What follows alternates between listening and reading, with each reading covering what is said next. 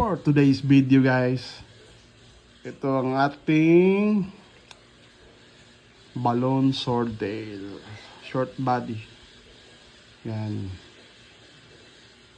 Halos pro female lang to, no? Tingnan natin kung baka may mag-male dito isa. Back to tita nila.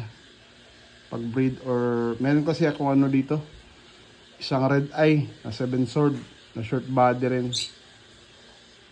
So, dito sa limang to, sana may mag-male, no? Ito, magto 2 months pa lang. So, silang 5. Tingin ko parang puro female yata. So, baka maghanap tayo ng red eye nito. So, sa background may aquamin dyan, no? Aquamin, baka naman. So, alternately, in every week, every 3 days ako nagsasipon ng tubig. Tapos, alternate din yung ano, pagkakuha ko ng 10 to 20%, lalagay ako ng aquamin.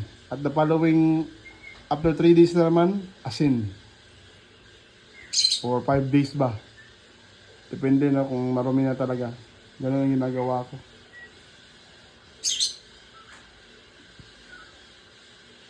So, as of now, PO1 lang muna. Later on, kukuha tayo ng ano, mga live food. Either BBS or bloodworm. Ay, ano. Yung, ano. Basta, kung anong available na ano, no. Na live food.